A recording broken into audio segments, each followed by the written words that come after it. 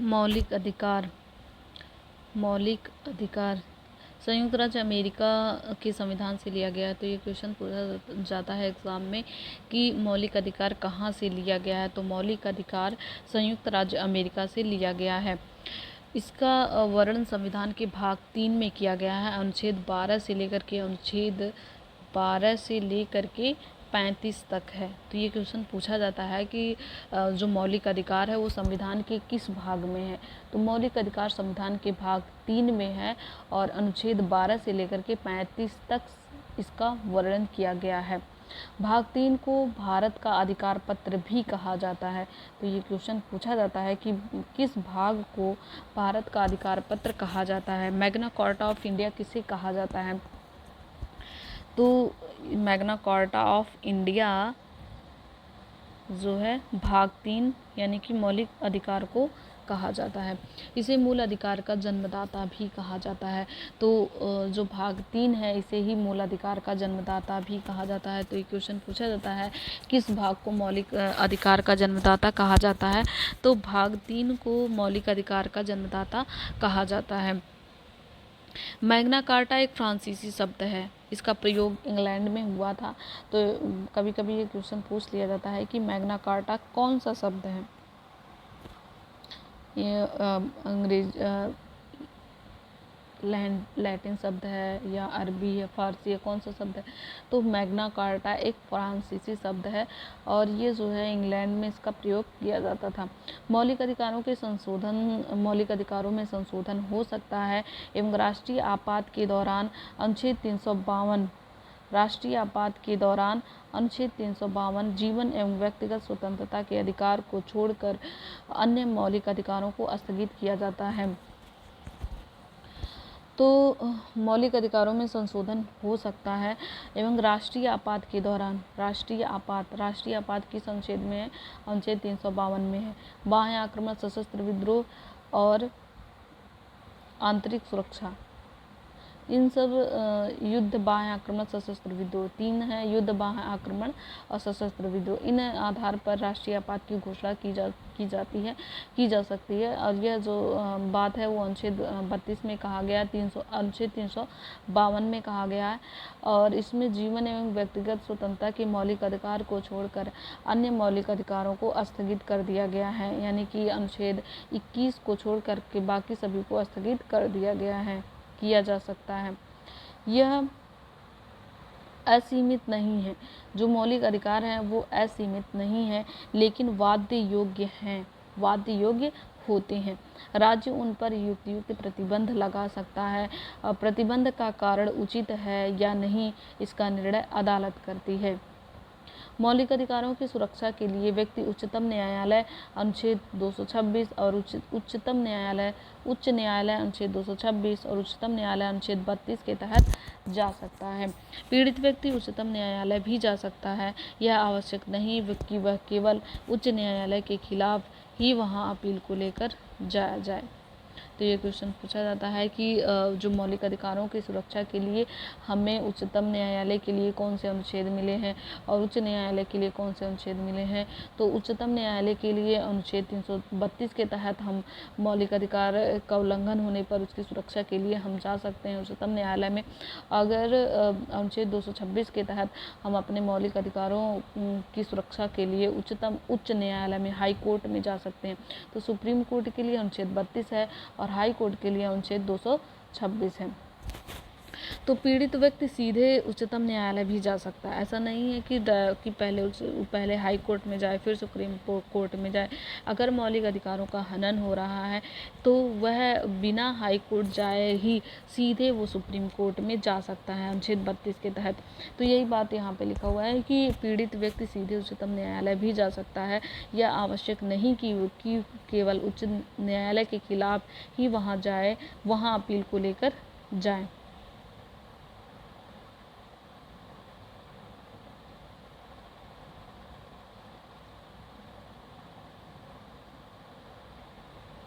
मूल अधिकारों में 7 मौलिक अधिकार थे। तो पहले जो मौलिक अधिकार 7 थे, लेकिन 44वें संविधान संशोधन 1973 के द्वारा संपत्ति का अधिकार अनुच्छेद 31 व 19(1)(f) को मौलिक अधिकार की सूची से हटाकर इसे संविधान के भाग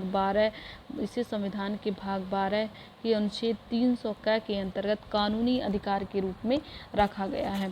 तो ये क्वेश्चन पूछा जाता है कि मूल संविधान में कितने अधिकार थे।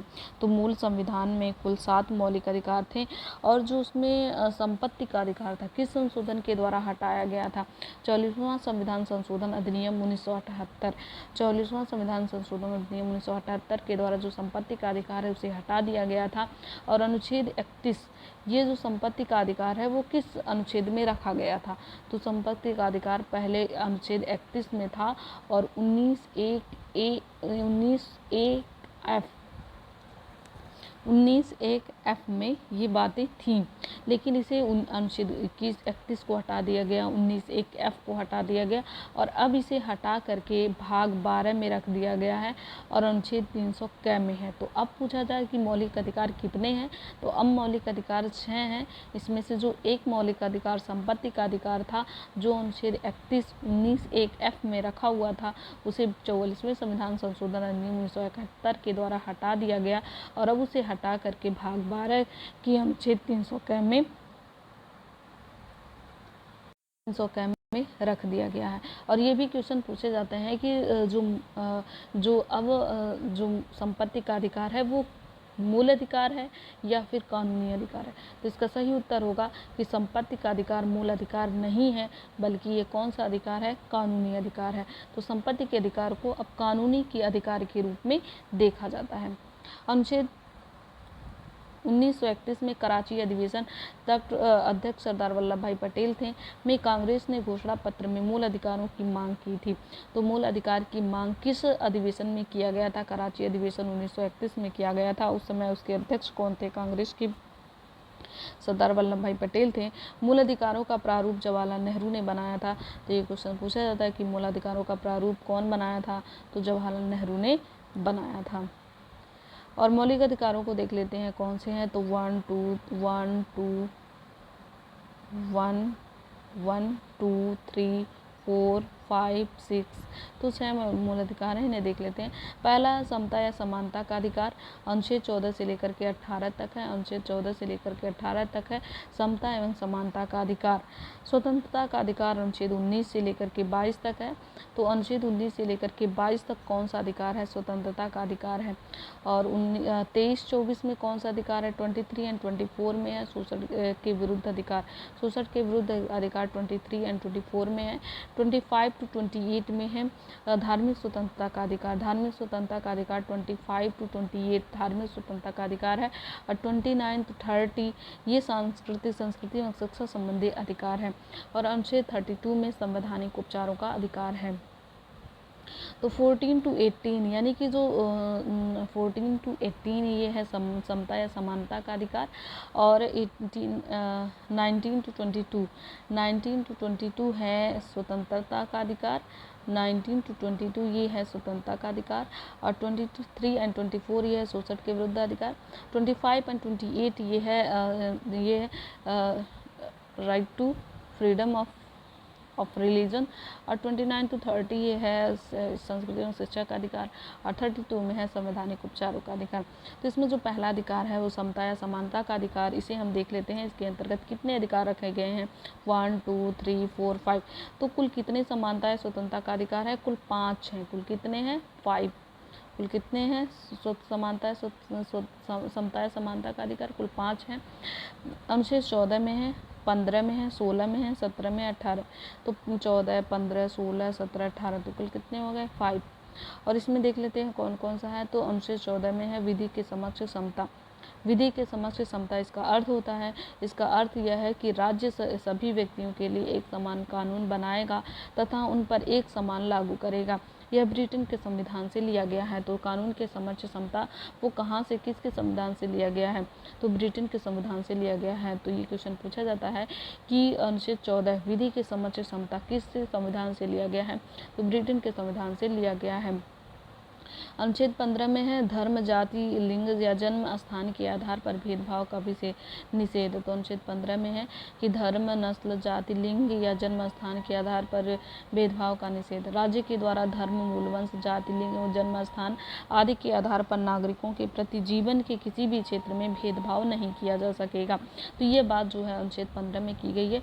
और अनुच्छेद 16 में है लोक नियोजन के विषय में अवसर की समता।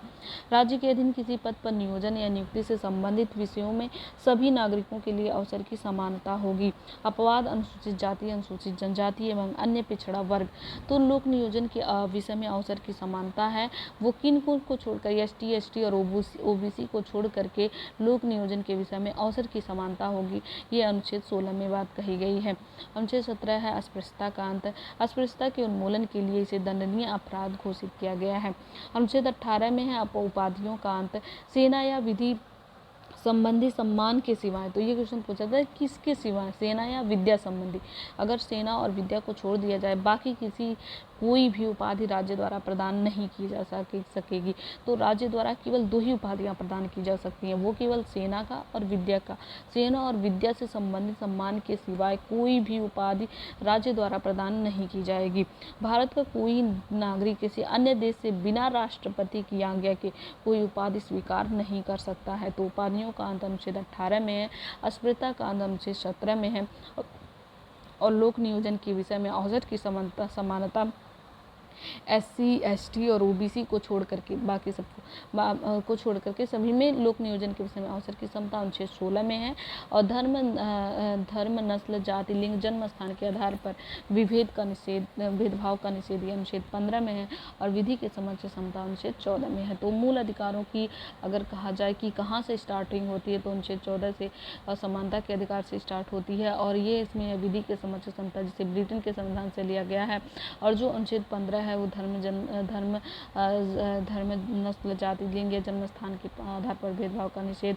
अनुच्छेद 16 में है लोक नियोजन के विषय में अवसर की समता। अनुच्छेद 17 में है अस्पृश्यता का अंत। अनुच्छेद 18 में है उपाधियों का अंत। भारत सरकार द्वारा भारत रत्न, पद्म भूषण, पद्म विभूषण, पद्मश्री एवं सेना द्वारा परमवीर चक्र, महावीर चक्र आदि पुरस्कार अनुच्छेद 18 के तहत दिए जाते हैं। तो ये क्वेश्चन पूछा जाता है कि कौन कौन से चक्र जो है कौन कौन से जो उपाधियां हैं वो अनुच्छेद 18 के तहत दी जाती हैं। अगर सेना और विद्या से रिलेटेड जो भी उपाधियां हैं वो अनुच्छेद 18 के तहत दी जाती हैं और इसके अलावा कोई भी उपाधि नहीं दी जा सकती है। तो जैसे कहा जाए पद्म भूषण, भारत रत्न, पद्म विभूषण, पद्मश्री, सेना द्वारा परमवीर चक्र, महावीर चक्र और वीर चक्र, ये सब पुरस्कार किस अनुच्छेद के तहत दिए जाते हैं? तो ये सब पुरस्कार अनुच्छेद 18 के तहत दिए जाते हैं। फिर उसके बाद हम नेक्स्ट देख लेते हैं स्वतंत्रता का अधिकार इसमें क्या है। स्वतंत्रता के अधिकार में कुल कितने अधिकार हैं इन्हें पहले देख लेते हैं। तो यहाँ पे हम देखते हैं कि स्वतंत्रता का अधिकार 19 टू लेकर के 22 तक है। तो 19, 20, 21, 22 तो कुल मिलाकर के स्वतंत्रता के अधिकार कितने हुए? तो कुल 4 तरह की स्वतंत्रताएं हमें दी गई हैं। तो 19 में है, 20 में है, 21 में है, 22 कुल कितनी स्वतंत्रताएं दी गई हैं? तो कुल 4 तरह की हमें स्वतंत्रताएं दी गई हैं। और कितनी समानताएं दी गई हैं? 5 तरह की समानताएं दी गई हैं। और जबकि स्वतंत्रताएं हमें 4 तरह की दी गई हैं। तो एक अनुच्छेद 19 में है, अनुच्छेद 20 में है, अनुच्छेद 21 में है, अनुच्छेद 22 में है। तो अनुच्छेद 19 को देख लेते हैं। इसमें क्या है? मूल संविधान में 7 तरह की स्वतंत्रता का उल्लेख है, अब सिर्फ 6 है। तो 7 तरह की स्वतंत्रता थी लेकिन अब जो है उसमें जो है 6 स्वतंत्रता है। तो अनुच्छेद 19 में भी कितनी स्वतंत्रताएं हैं? तो अनुच्छेद 19 में पहले 7 थी, अब हो गई हैं 6। क्यों 7 थी? पहले इसमें जो संपत्ति का अधिकार था उसमें जो है अनुच्छेद 19 एक F उसको जो है हटा दिया गया है, निकाल दिया गया है। तो उसे अब ऐड नहीं करते हैं। तो अगर उसको ऐड करते तो 7 हो जाते, लेकिन उसको ऐड नहीं करते हैं तो बाकी बचे 6 हैं। तो अनुच्छेद 19 में कुल कितनी तरह की स्वतंत्रताओं का उल्लेख किया गया है? तो अनुच्छेद 19 में कुल 6 तरह की स्वतंत्रताओं का उल्लेख किया गया है। और इसमें यहाँ पे लिखा हुआ है कि अब सिर्फ 6 हैं। तो अनुच्छेद 19 यहाँ पे अनुच्छेद 19F संपत्ति का अधिकार 44वां संविधान संशोधन अधिनियम 1978 के द्वारा हटा दिया गया। इस वजह से पहले 7 थी, अब कितनी हो गई? 6। तो 6 तरह की स्वतंत्रता का अधिकार यहाँ पर है, इसे हम देख लेते हैं। अनुच्छेद 21, अनुच्छेद 19 1 A B C D E F को निकाल दिया गया, G है तो A B C D E F तो कैंसिल हो गया, वो संपत्ति से रिलेटेड था और अब G तक है। तो यहाँ पे हम देख लेते हैं जो 19 A में है। A में है बोलने की स्वतंत्रता, B में है शांतिपूर्वक हथियार के एकत्रित होने और सभा करने की स्वतंत्रता, C में है संघ बनाने की स्वतंत्रता, D में है देश के किसी भी क्षेत्र में आवागमन की स्वतंत्रता और E में है देश के किसी भी क्षेत्र में निवास करने या बसने की स्वतंत्रता, ये है E में है। F तो कैंसिल हो गया। G में है व्यापार और जीविका चलाने की स्वतंत्रता, G में है व्यापार या जीविका चलाने की स्वतंत्रता। एक बार इसे फिर से हम रिपीट कर लेते हैं। A में है बोलने की स्वतंत्रता, A में है बोलने की स्वतंत्रता, B में है शांतिपूर्वक बिना हथियार के एकत्रित होने और सभा करने की स्वतंत्रता, जिसे या सम्मेलन करने की स्वतंत्रता। तो A में है बोलने की स्वतंत्रता, B में है सम्मेलन करने की स्वतंत्रता, C में है संघ बनाने की स्वतंत्रता, C में है संघ बनाने की स्वतंत्रता और D में है देश के किसी भी क्षेत्र में आवागमन की स्वतंत्रता और E में है किसी भी क्षेत्र में निवास करने, रहने और बसने की स्वतंत्रता E में है और E में है। और फिर उसके बाद F तो कैंसिल ही है और G में व्यापार एवं जीविका चलाने की स्वतंत्रता। कुल 6 तरह की स्वतंत्रताएं दी गई हैं ये अनुच्छेद 19 में। फिर उसके बाद और देख लेते हैं प्रेस की स्वतंत्रता का वर्णन किस में किया गया है। प्रेस की स्वतंत्रता का वर्णन अनुच्छेद 19A में किया गया है। प्रेस की स्वतंत्रता का वर्णन किस में किया गया है? अनुच्छेद 19A में ही है। अनुच्छेद 20 अपराधों के लिए दोषसिद्धि के संबंध में संरक्षण। अनुच्छेद 20 जो है वो अपराधों के लिए दोषसिद्धि के संबंध में संरक्षण से रिलेटेड है। तो पूछा जाता है कि दोषसिद्धि, अगर दोषसिद्धि वर्ड आ जाए किसी भी अपराध के लिए दोषसिद्धि वर्ड आ जाए तो दोषसिद्धि वर्ड का मतलब है अनुच्छेद 20। दोषसिद्धि वर्ड का मतलब है अनुच्छेद 20।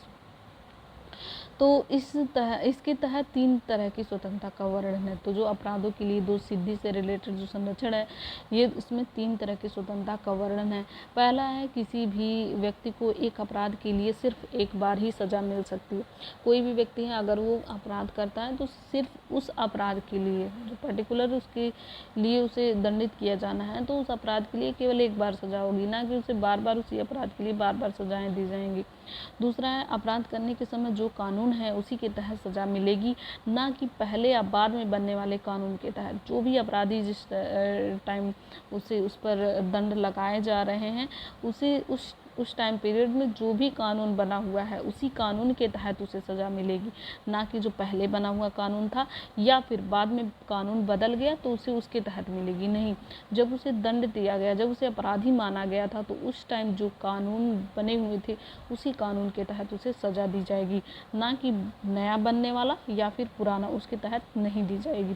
किसी भी व्यक्ति को स्वयं के विरुद्ध न्यायालय में गवाही देने के लिए बाध्य नहीं किया जा सकता है। कोई भी व्यक्ति है या उसे कोई भी व्यक्ति को जो है न्यायालय में अपने विरुद्ध, खुद के विरुद्ध जो है गवाही देने के लिए बाध्य नहीं किया जा सकेगा। तो यह जो है दोष को सिद्धि के संबंध में ये अनुच्छेद 20 में बात कही गई है कि किसी भी व्यक्ति को, पहला तो है कि किसी भी व्यक्ति को किसी भी दंड के लिए, उस दंड के लिए केवल एक बार सज़ा ही मिलेगी, सिर्फ एक बार मिलेगी, ना कि उस काम के लिए, उस अपराध के लिए उसे बार बार सज़ाएँ दी जाएंगी।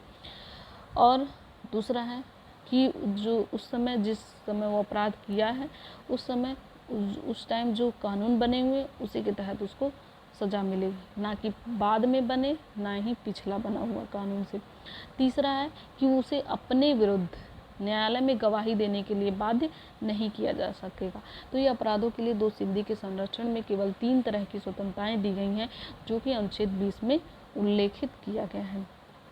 फिर हम नेक्स्ट देखते हैं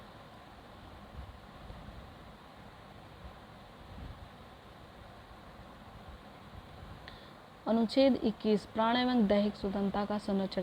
किसी भी व्यक्ति को विधि द्वारा स्थापित प्रक्रिया के अतिरिक्त उसके जीवन और व्यक्तिगत स्वतंत्रता के अधिकार से वंचित नहीं किया जा सकता।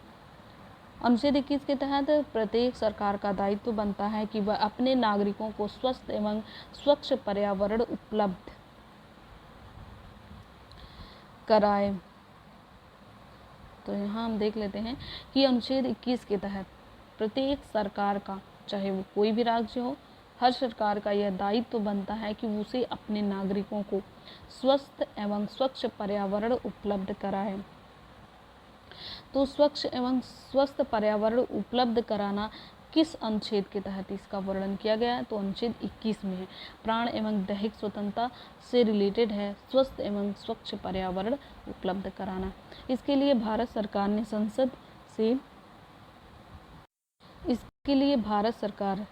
संसद से राष्ट्रीय हरित न्यायाधिकरण अधिनियम 2010 पारित किया। तो ये क्वेश्चन पूछा जाता है कि स्वस्थ एवं स्वच्छ पर्यावरण उपलब्ध कराने के लिए कौन सा अनुच्छेद उत्तरदायी है? तो अनुच्छेद 21। और ये भी क्वेश्चन पूछा जाता है कि ये जो स्वस्थ एवं स्वच्छ पर्यावरण है वो इसके द्वारा किस अधिनियम को लाया गया है? और ये जो NGT लाया गया, नेशनल ग्रीन ट्रिब्यूनल अथॉरिटी, और ये जो अथॉरिटी है वो किस के टाइम पारित किया गया था? 2010 में इसे पारित किया गया। अक्टूबर 2010 में NGT नेशनल ग्रीन ट्रिब्यूनल की स्थापना की गई थी। 2010 इसका सही उत्तर होगा। अगर इसका NGT की स्थापना के बारे में पूछा जाएगा तो 2010 कहा जाएगा। अब पूछा जाएगा कि NGT किस अनुच्छेद से रिलेटेड है? तो NGT अनुच्छेद 21 से रिलेटेड है। और NGT किसके लिए काम करती है? स्वस्थ एवं स्वच्छ पर्यावरण के लिए काम करती है। राष्ट्रीय हरित न्यायाधिकरण की मुख्य पीठ नई दिल्ली में है, जबकि अन्य 4 पीठें भोपाल, पुणे, कोलकाता, चेन्नई में है। तो ये क्वेश्चन पूछा जाता है कि जो NGT का मुख्यालय कहाँ पर है? NGT का मुख्यालय नई दिल्ली में है और इसकी 4 अन्य पीठें हैं। पहला तो भोपाल, पहले इसकी जो मेन पीठ है तो वो तो नई दिल्ली में है। 4 अन्य पीठें भोपाल, पुणे, कोलकाता और चेन्नई में है। भोपाल, पुणे, कोलकाता और चेन्नई में है। NGT देश में पर्यावरण से संबंधित मामलों के लिए उत्तरदायी है। तो पर्यावरण से संबंधित मामलों के लिए कौन उत्तरदायी है? NGT। फिर उसके बाद अनुच्छेद 21 क को देख लेते हैं। 6 से 14 वर्ष की आयु के बच्चे की आयु के समस्त बच्चों को ऐसे ढंग से जैसा कि राज्य विधि द्वारा आधारित करे निःशुल्क तथा अनिवार्य शिक्षा उपलब्ध कराएगा। ये अनुच्छेद 86वां संविधान संशोधन अधिनियम 2002 के द्वारा इसे ऐड किया गया था। तो ये क्वेश्चन पूछा जाता है कि किस आर्टिकल में 6 से 14 वर्ष तक के बच्चों को, तो ये ध्यान देना है कि ना 6 से कम हो ना 14 से ज़्यादा हो। 6 से 14 वर्ष तक के बच्चे, 6 से लेकर के 14 वर्ष तक के बच्चों को निःशुल्क और अनिवार्य शिक्षा किस अनुच्छेद में कहा गया है? अनुच्छेद 21 क में कहा गया। और किस अधिनियम, किस एक्ट के द्वारा, किस अमेंडमेंट एक्ट के द्वारा इसे ऐड किया गया था? 86 अमेंडमेंट एक्ट 2002 में से ऐड किया गया था। 86 अमेंडमेंट एक्ट 2002 में से ऐड किया गया था। तो फिर उसके बाद नेक्स्ट देखते हैं हम अनुच्छेद 22 कुछ दशाओं में गिरफ्तारी और निरोध से संरक्षण। अगर किसी भी व्यक्ति को मनमाने ढंग से हिरासत में ले लिया जाए तो उसे 3 तरह की स्वतंत्रता प्रदान की गई है। कोई भी व्यक्ति को बिना पूछे मनमाने ढंग से उसे हिरासत में अगर पुलिस ले लेती है तो उस व्यक्ति को 3 तरह की स्वतंत्रताएं प्रदान की गई हैं। पहला, हिरासत लेने का कारण बतलाना होगा। किसी भी व्यक्ति को हिरासत में अगर लेना है तो जिस व्यक्ति को हिरासत में लिया जाएगा उस व्यक्ति के पास 3 तरह की स्वतंत्रताएं होंगी। पहला तो वह पुलिस से पूछ सकता है कि उसे किस कारण से उसे हिरासत में लिया गया है। और दूसरा, 24 घंटे के अंदर आने जाने के समय को छोड़कर उसे दंडाधिकारी के समक्ष पेश किया जाएगा। 24 घंटे के भीतर उसे जो है दंडाधिकारी के समक्ष पेश किया जाएगा। और तीसरा, उसे अपने पसंद के वकील से सलाह लेने का अधिकार होगा। तो मतलब कि जिसे हिरासत में लिया गया है उसे जो है अपने पसंद के वकील से सलाह लेने का अधिकार होगा। तो ये कुछ दशाओं में गिरफ्तारी, तो गिरफ्तारी से रिलेटेड कुछ भी चीज़ें आएँ तो वो अनुच्छेद 22 में है। गिरफ्तारी से रिलेटेड कुछ भी चीज़ें हैं तो अनुच्छेद 22 में है। और 3 तरह की बातें इसमें कही गई। निवारक निरोध क्या होता है, इन्हें देख लेते हैं। भारतीय संविधान के अनुच्छेद 22 के खंड 3, 4, 5 व 6 में तत्संबंधी प्रावधानों का उल्लेख है। निवारक निरोध कानून के अंतर्गत किसी भी व्यक्ति को अपराध करने के पूर्व ही गिरफ्तार किया जाता है। जो निवारक निरोध कानून है इसके तहत क्या होता है कि जैसे कि किसी को पता है कि इंसान अपराध करने वाला है, तो अपराध करने वाला है तो अपराध करने से पहले ही उसे गिरफ्तार कर लिया जाता है, तो ये निवारक निरोध कानून होता है। इसका उद्देश्य होता है कि व्यक्ति को अपराध के लिए दंड देना नहीं, इसका उद्देश्य व्यक्ति को अपराध के लिए दंड देना नहीं होता है, वरन उसे अपराध करने से रोकना होता है। वस्तुतः यह निवारक निरोध राज्य की सुरक्षा, लोक व्यवस्था बनाए रखने या भारत की सुरक्षा संबंधी कारणों से हो सकता है। जब किसी व्यक्ति को निवारक निरोध की किसी विधि के अधीन गिरफ्तार किया जाता है, तब पहला है, सरकार ऐसे व्यक्ति को केवल 3 माह तक अभिरक्षा में निरुद्ध कर सकती है। यदि गिरफ्तार व्यक्ति को 3 माह से अधिक समय के लिए निरुद्ध करना होता है तो इसके लिए सलाहकार बोर्ड का प्रतिवेदन प्राप्त करना पड़ता है। तो अगर निवारक निरोध के तहत किसी व्यक्ति को इसके अधीन गिरफ्तार कर लिया जाता है, तो फिर इसके बारे में क्या चीज़ें इन्हें देख लेते हैं कि अगर निवारक निरोध के अधीन कोई जैसे अपराध करने से पूर्व ही उसे गिरफ्तार कर लिया गया तो वह निवारक निरोध कहलाता है। और ऐसे व्यक्ति को सरकार क्या करती है कि 3 महीने तक इस पर जो है निवारक निरोध लगता है। और जो गिरफ्तार व्यक्ति है उसमें 3 माह से अधिक समय के लिए इसे अधिक समय के लिए निरुद्ध करना होता है। इसके लिए सलाहकार बोर्ड से प्रतिबंध, अगर 3 माह तक ये तो कर सकते हैं, चलो 3 माह तक, यानी कि इसे निवारक निरोध के तहत हम इसे गिरफ्तार कर लें। लेकिन अगर 3 माह से ज़्यादा करना हो, 3 माह से ज़्यादा तक इनको गिरफ्तार करना हो, तो इसे सलाहकार बोर्ड से पहले प्रतिवेदन लेना पड़ता है। तो सलाहकार बोर्ड से प्रतिवेदन प्राप्त करना पड़ता है। इस प्रकार निरुद्ध व्यक्ति को यथाशीघ्र निरोध के आधार पर सूचित किए जाएंगे, किंतु जिन तथ्यों को निरस्त करना लोकहित के विरुद्ध समझा जाएगा उन्हें प्रकट करना आवश्यक नहीं है। निरुद्ध व्यक्ति को, तो यहाँ पे एक चीज़ है जो समझने के लिए कि जो निरुद्ध व्यक्ति है वो यथाशीघ्र निरोध के आधार पर सूचित किए जाएंगे, किंतु जिन तथ्यों को निरस्त करना लोकहित के विरुद्ध समझा जाएगा उन्हें प्रकट करना आवश्यक नहीं है। मतलब जिसके तहत उसे गिरफ्तार किया गया था तो उसे दिखाना जरूरी नहीं है।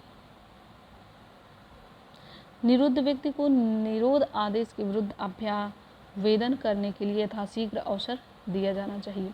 निवारक निरोध से संबंधित अब तक बनाई गई विधियां। पहला है निवारक निरोध अधिनियम 1950।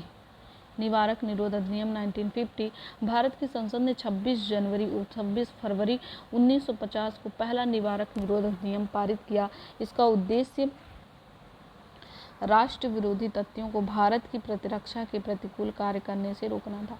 इसे 1 अप्रैल 1951 को समाप्त हो जाना था, किंतु समय समय पर इसका जीवन काल बढ़ाया जाता रहा।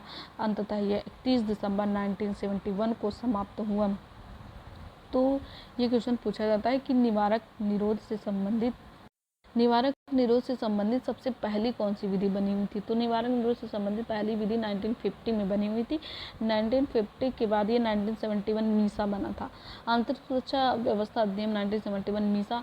44वें संविधान संशोधन अधिनियम 1979 इसके प्रतिकूल था। इस कारण इसे अप्रैल 1979 में समाप्त हो गया था। तो पहला था 1950 में बना था, 1950 में बना था, फिर उसके बाद 71 में मीसा बना था। और ये मीसा जो बना हुआ था वो 44 अमेंडमेंट एक्ट 1979 के तहत ये बना हुआ था मीसा 1971 में।